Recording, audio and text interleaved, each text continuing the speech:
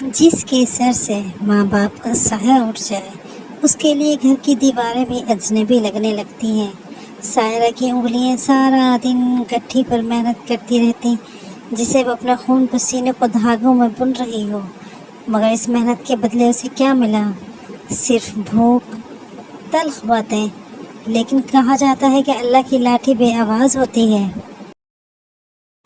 جب انسان کے سارے سہارے ختم ہو جائیں تو کبھی کبھی ایسی غیب سے مدد آتی ہے جس کا انسان کو گمان بھی نہیں ہوتا۔ بغداد کے ایک پرانے محلے میں، جہاں گلیاں تنگ اور دیواریں بہت اونچی تھیں، ایک ماہر بن رہتا تھا۔ اللہ نے اسے ایک نیک دل بیوی اور 2 بیٹیاں عطا کی تھیں، جن کے نام روبینہ اور ہنا تھے۔ اللہ نے ایک اور بیٹی سے نوازا تو اس نے اس کا نام رانی رکھا۔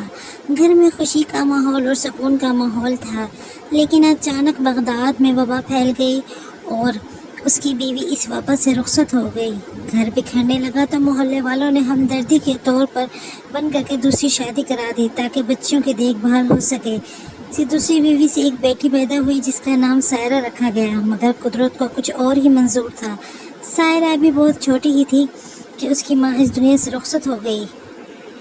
احمد اس صدمے سے بالکل ٹوٹ چکا تھا، مگر اپنی تینوں یتیم بیٹیوں کی خاطر اس نے ہمت نہ ہاری۔ کئی برس تک وہ اکیلا ہی دن رات کھٹی پر محنت کرتا رہتا، بیٹی اسے دیکھتی رہتی۔ محلے کے لوگ بھی مشکل وقت میں ان بچیوں کا سہارا بنتے رہے۔ وقت گزرتا گیا، یہاں تک کہ روبینہ اور ہنا 16 سال کی ہو گئیں اور ننھی سائرہ بھی 12 برس کی سمجھدار لڑکی بن گئی۔ مگر برسوں کی سخت محنت اور مشقت نے ایاز کو بالکل کمزور کر دیا۔ آخر وہ بستر سے جا لگا اور ایک دن اپنی بیٹیوں کو اللہ کے سپرد کر کے دنیا سے رخصت ہو گیا۔ باپ کا سایہ اٹھتے ہی جیسے دنیا خالی ہو گئی۔ روبینہ اور ہنا جو اب جوان ہو چکی تھی، گھر کی ذمہ داری سنبھالنے لگی۔ ایک صبح سائرہ اپنے باپ کی خالی کھنڈی کے پاس اداس بیٹھی تھی کہ روبینہ نے اسے سخت آواز میں پکارا، سائرہ، اب ہم پڑوسیوں کے سہارے نہیں جی سکتے۔ تم نے ابا کو کام کرتے دیکھا ہے، آج سے تم اس گٹی پر بیٹھ کر کپڑا بنو گی اور ہم دونوں اسے بازار جا کر بیچیں گے۔ سائرہ نے کچھ جواب نہیں دیا۔ وہ خاموش رہنے کی عادی ہو چکی تھی، شاید اس لیے کہ اسے بولنے سے کبھی کچھ بدلتا ہی نہیں تھا، یوں ہی معمول بن گیا۔ سائرہ صبح سویرے اٹھتی، گھر میں جھاڑو دیتی، پانی بھرتی، کھانا پکاتی اور پھر کھٹی پر بیٹھ جاتی۔ اس کی انگلیاں دھاگوں میں اس طرح چلتی جیسے دریا کا پانی بہتا ہے، بنا رکے، بنا سوچے وہ رنگوں کو کپڑے میں سمو دیتی۔ یہ ہنر اس نے اپنے باپ کو دیکھ کر سیکھ لیا تھا۔ اب تو اس کے ہاتھ کا کام باپ سے بھی زیادہ نفیس ہو گیا تھا۔ جب کپڑے کا تھان تیار ہو جاتا تو وہ دونوں مہینے اسے بازار لے جاتی، واپس آ کر سائرہ سے کہہ دیتی کپڑے میں داغ تھا، کوئی خریدنے کو تیار ہی نہیں تھا۔ آخر ایک دکاندار نے ترس کھا کر تھوڑے پیسوں میں لے لیا۔ سائرہ خاموشی سے سن کر سر جھکا لیتی اور اگلے دن پھر کھٹی پر بیٹھ جاتی، سوچتی شاید واقعی ہی اس کے کام میں کوئی کمی ہے، اس لیے وہ پہلے سے بھی زیادہ محنت کرنے لگی۔ رنگ زیادہ احتیاط سے چنتی اور دھاگوں کو بڑی توجہ سے بنتی تھی۔ اس طرح دن گزرنے لگے۔ ایک دن دونوں بہنیں بیمار ہو گئیں۔ روبینہ اور ہنا بستر سے لگ گئیں اور سائرہ سے بار بار پانی مانگتی رہیں۔ سائرہ نے ساری رات ان کی خدمت میں گزار دی۔ صبح جب ان کی حالت کچھ بہتر ہوئی تو ہنا نے آہستہ سے کہا، کپڑے کا تھان تیار ہے، کسی کو بازار لے جانا ہوگا۔ روبینہ نے سائرہ کی طرف دیکھا اور پوچھا، کیا تم جا سکتی ہو؟ یہ سن کر سائرہ کا دل ایک لمحے کے لیے خوشی سے دھڑک اٹھا۔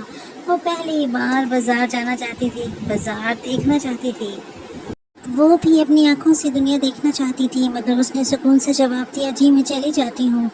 کپڑوں کا تھان اس کے حوالے کر دیا اور خاص طور پر تاکید کی، جو بھی دام ملے کپڑا بیچ دینا، فوراً واپس آ جانا، گھر کا بہت سارا کام پڑا ہے۔ سائرہ نے کپڑے کا تھان سر پر اٹھایا اور پہلی مرتبہ گھر کی دہلیز پار کی۔ بازار کی گلیاں اس کے لیے ایک نئی دنیا جیسی تھیں، ہر طرف آوازیں، خوشبوئیں اور رنگ بکھرے ہوئے تھے، لوگ آ جا رہے تھے اور دکانیں روشنی سے جگمگا رہی تھیں۔ وہ آہستہ آہستہ قدم بڑھا رہی تھی، سب کچھ حیرت سے دیکھتی جا رہی تھی۔ جب وہ کپڑے کے بازار پہنچی تو ایک عجیب بات ہوئی۔ ایک دکاندار نے اس کے ہاتھ میں تھان دیکھ کر کہا، کپڑے فوراً آواز دی، اے لڑکی، یہ کپڑا تمہارے پاس مجھے دکھاؤ، مجھے چاہیے۔ ابھی وہ رکی ہی تھی کہ ایک اور دکاندار آگے بڑھا، نہیں، پہلے مجھے دو، میں زیادہ قیمت دوں گا۔ سائرہ حیران ہی رہ گئی تھی۔ ایک اور دکاندار آگے بڑھا، نہیں، پہلے مجھے دو۔ اس کے دل میں خیال آیا کہ یہ کیا ہو رہا ہے، اس کی بہنیں تو ہمیشہ کہتی تھیں اس کا کپڑا کوئی خریدتا ہی نہیں، وہ آگے بڑھتی گئی اور کئی دکاندار سے کپڑا دیکھتے ہی خواہش ظاہر کی کہ اسے خریدنا چاہتے ہیں۔ آخر کار رانی نے وہ کپڑا اسے دیا جس نے سب سے زیادہ اس کے دام دیے تھے، اور اس کی قیمت دیکھ کر وہ خود حیران رہ گئی تھی۔ اسے اندازہ نہیں تھا کہ اس قدر قیمت بھی مل سکتی ہے۔ وہ بے حد خوش ہوئی اور واپسی کی طرف چل پڑی۔ چلتے ہوئے اسے ایک بوڑھی ماں نظر آئی۔ اس کے سامنے مٹی کے کئی مرتبان رکھے تھے، چھوٹے بڑے اور مختلف رنگوں کے۔ بوڑھی عورت نے سائرہ کو دیکھا تو مسکرا دی۔ اس کی مسکراہٹ میں عجیب سی شفقت اور سکون تھا۔ وہ بولی، بیٹی ذرا دیکھتی جاؤ، یہ مرتبان عام نہیں ہے۔ سائرہ نے ایک مرتبان اٹھایا۔ سادہ مٹی کے رنگ کا تھا، مگر اس کی بناوٹ میں عجیب سی کشش اسے محسوس ہوئی تھی۔ اس نے ایک معمولی سی قیمت پوچھی اور زیادہ سوچے بغیر اسے آخر خرید ہی لیا۔ جب وہ وہاں سے نکلی تو بوڑھی عورت اسے چمکدار نگاہوں سے دیکھ رہی تھی۔ اس کی نگاہوں میں نہ جانے کیا تھا۔ اس نے وہ مرتبان ایک کونے میں رکھا، اپنی بہنوں کو دوائیں دی، گھر کا کام کیا، کھانا بنایا اور اپنے بستر پر جا لیٹی۔ اس کے ذہن میں بار بار وہ سونے کا سیٹ بار بار گھوم رہا تھا جو اس نے سونار کی دکان پر دیکھا تھا۔ وہ اسے خریدنا چاہتی تھی، مگر اس کی قیمت بہت زیادہ تھی، وہ اسے نہیں خرید پاتی۔ وہ رات میں اسے سوچتے ہوئے آخر سو گئی تھی۔ صبح جب اٹھی تو اس کی آنکھوں نے ایک بہت ہی حیرتناک منظر دیکھا۔ اس کی آنکھیں پھٹی کی پھٹی رہ گئیں۔ وہی سونے کا ہار جو کل وہ سونار پر دیکھ کر آئی تھی، وہ اپنی اصلی حالت میں مٹکے کے پاس رکھا ہوا تھا۔ وہ بکھلا گئی۔ اس نے جا کر اسے دیکھا، اسے چھوا، بالکل ویسے کا ویسا ہی تھا اور اتنا ہی خوبصورت تھا۔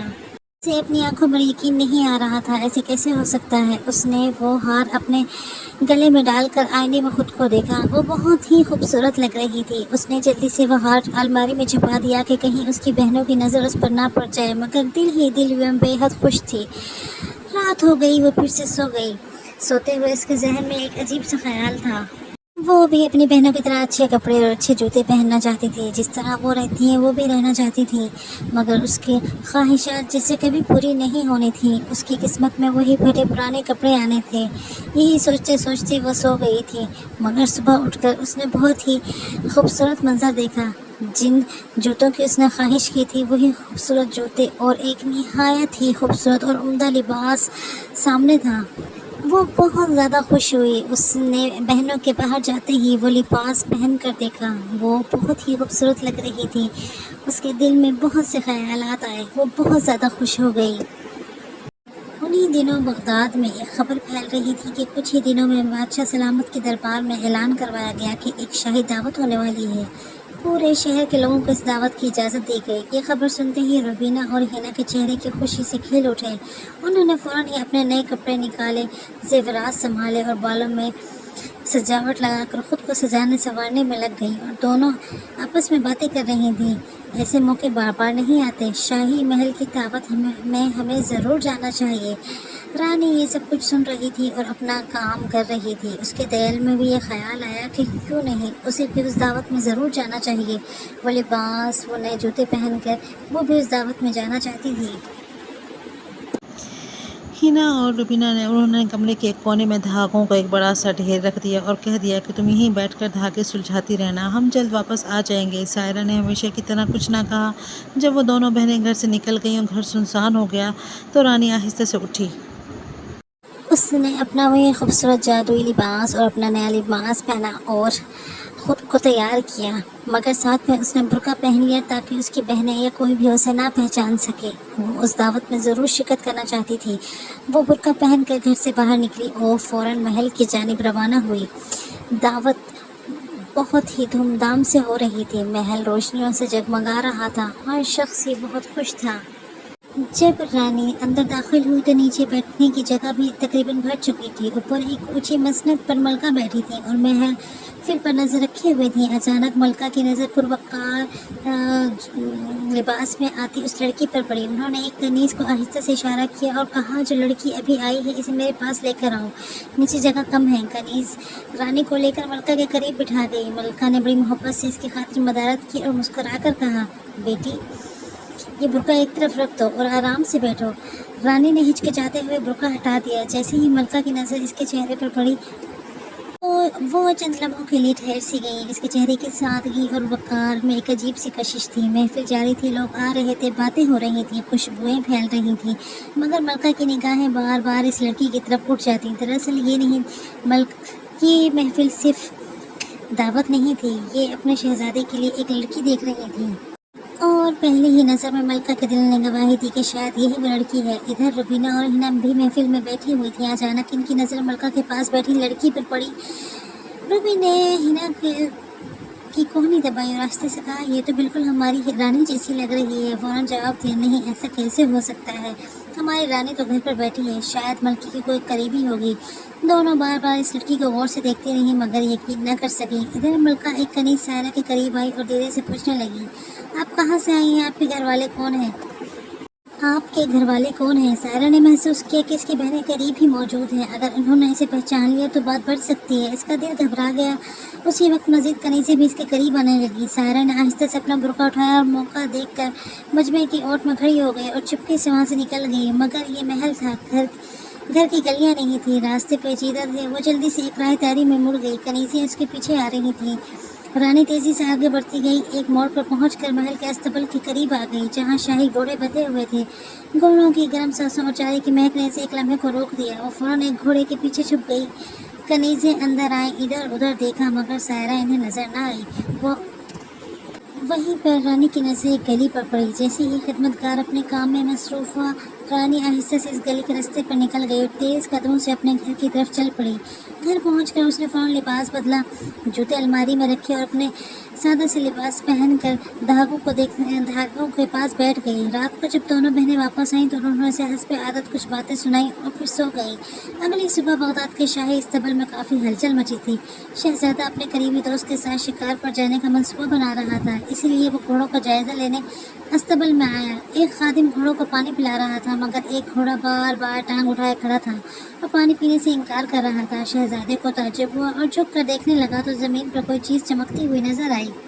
اس نے ہاتھ بڑھا کر اٹھا لیا۔ وہ ایک باریک چاندی کی پائل تھی، نہایت نازک اور نفیس، جیسے کسی نرم قدموں والی لڑکی کے لیے بنائی گئی ہو۔ شہزادے نے پائل کو غور سے دیکھا، پھر اپنے دوست کی طرف مڑ کر کہا، یہ پائل جس لڑکی کے لیے ہے میں اسی سے شادی کروں گا۔ اس کے دوست نے کہا، شہزادے یہ معاملہ آپ کی والدہ ملکہ صاحبہ کو بتانا چاہیے۔ چنانچہ شہزادہ فوراً ملکہ کے پاس گیا۔ ملکہ نے پائل کو دیکھا تو ان کی آنکھیں چمک اٹھیں۔ انہیں فوراً گزشتہ رات وہ لڑکی یاد آ گئی جو محل میں ان کے پاس بیٹھی تھی۔ ملکہ نے فوراً حکم دیا، پورے شہر میں جاؤ، گھر گھر جا کر ہر لڑکی کے پاؤں میں یہ پائل پہنا کر دیکھو، جس کے پاؤں میں یہ ٹھیک سے بیٹھے گا اسے فوراً میرے پاس لے آنا۔ حکم ملتے ہی تمام کنیزیں نکل پڑیں، ایک ایک محلے سے دوسرے محلے اور ایک ایک گلی سے دوسری گلی جاتی رہیں۔ ہر گھر پر دستک دی، وہاں لڑکی کو سامنے آتی اور پائل پہن کر دیکھتی، مگر کسی کے پاؤں میں بھی وہ پائل درست نہ آتے۔ آخرکار وہ اسی گلی میں پہنچ گئیں جہاں بول کا گھر تھا۔ روبی نے دروازہ کھولا، گلیوں کو دیکھ کر وہ آگے بڑھی۔ دونوں بہنوں نے خوشی خوشی پائل پاؤں میں ڈالی اور بہت زور لگایا مگر کسی کے بھی پاؤں میں وہ پائل نہ آئی۔ دونوں نے تکلیف بھی صحیح برداشت کی مگر پائل ان کے پاؤں میں نہ آ سکی۔ کنیز نے کہا، بیٹی بیٹھ جاؤ اور اپنا پاؤں آگے کرو۔ رانی خاموشی سے پہلے اس پائل کے اس پاؤں کے پاس آئی اور بیٹھ گئی جیسے اسی کے لیے بنائی گئی ہو۔ کنیز کی آنکھیں چمک اٹھیں۔ اس نے کہا، کیا اس پائل کا دوسرا بھی حصہ تمہارے پاس موجود ہے؟ رانی نے کہا، جی ہاں۔ وہ خاموشی سے پائل دوسری لے کر آئی اور اس نے کنیز کے حوالے کر دی۔ دونوں پائلیں اس کے پاؤں میں پوری آ گئیں۔ کنیز اسے لے کر فوراً بادشاہ کے حضور میں حاضر ہوئی۔ شہزادہ بھی اسے دیکھ کر خوش ہو گیا۔ کچھ ہی دن میں شادی دھوم دھام سے تیاریاں ہونے لگیں۔ رانی اپنے کمرے میں دلہن بنی بیٹھی تھی کہ اس کی بہنیں اس کے پاس آئیں۔ وہ یہ برداشت نہیں کر سکتی تھی کہ رانی کی شادی ایسی جگہ پر ہو۔ وہ بناوٹی مسکراہٹ کے ساتھ اس کے پاس آئیں اور انہوں نے کہا، آؤ ہم تمہارے بال بناتے ہیں۔ رانی ان کی محبت کو کبھی سمجھ ہی نہیں سکی۔ جیسے ہی ہنا نے اس کے بال بنائے، اس کے پاس وہی جادوئی کیل تھی جو اس نے اس کے بالوں میں آہستہ سے چبو دی۔ جیسے ہی کیل اس کے بالوں میں گئی، رانی فوراً ہی یہ کبوتر بن کر ہوا میں اڑ گئی۔ وہ دونوں شاطرانہ ہنسی ہنسی اور کمرے سے باہر چلی گئی۔ محل میں ایک دم مچ گیا، دلہن غائب ہو گئی، دلہن غائب ہو گئی۔ کئی دن گزر گئے لیکن وہ واپس نہیں آئی۔ شہزادہ بہت غمگین اور اداس رہنے لگا۔ اس نے پورا بغداد شہر چھان لیا مگر وہ کہیں نہیں ملی تھی۔ ایک کبوتر روز اس کی کھڑکی پر اسے نظر آتا۔ پہلے تو اس نے اسے نظر انداز کیا مگر روز ہی اسے ایک ہی جگہ پر دیکھتا۔ ایسا لگتا جیسے وہ اداس نظروں سے اس کی جانب دیکھ رہا ہے۔ ایک دن وہ اپنی ڈائری لکھ رہا تھا کہ وہی کبوتر اس کے پاس اس کی ٹیبل کے پاس آ گیا۔ شہزادے نے اسے غور سے دیکھا، اسے وہ بہت پیارا لگا۔ اس کی اداس آنکھیں اسے متاثر کر رہی تھیں۔ اس نے ہاتھ بڑھا کر اسے اپنی جانب آنے کے کہا تو کبوتر فوراً ہی اڑ کر اس کے پاس آ گیا۔ شہزادے نے حیرانگی سے اس کی طرف دیکھا، اس کے بالوں میں اس نے ہاتھ پھیرا، اس کے سر پر ہاتھ پھیرتے ہوئے اسے ایک کیل نظر آئی۔ اس نے جیسے ہی وہ کیل اس کے سر سے نکالی، وہ فوراً ایک شہزادی میں تبدیل ہو گئی، اس کی رانی میں بدل گئی۔ شہزادہ اسے دیکھ کر حیران رہ گیا، خوشی سے اس کا کوئی ٹھکانہ نہیں تھا۔ رانی نے اسے ساری کہانی بتائی، روتے ہوئے کہ اس کی بہنوں نے اس کے ساتھ کیسا ظلم کیا۔ شہزادے نے غصے میں آ کر اس کی بہنوں کو سخت سزا سنائی، مگر رانی نے آخر انہیں معاف کر دیا اور انہیں کہا کہ وہ ان سے دوبارہ دیکھنا بھی نہیں چاہتی۔ شہزادے اور رانی کی شادی بہت دھوم دھام سے ہوئی۔ آخر وہ دونوں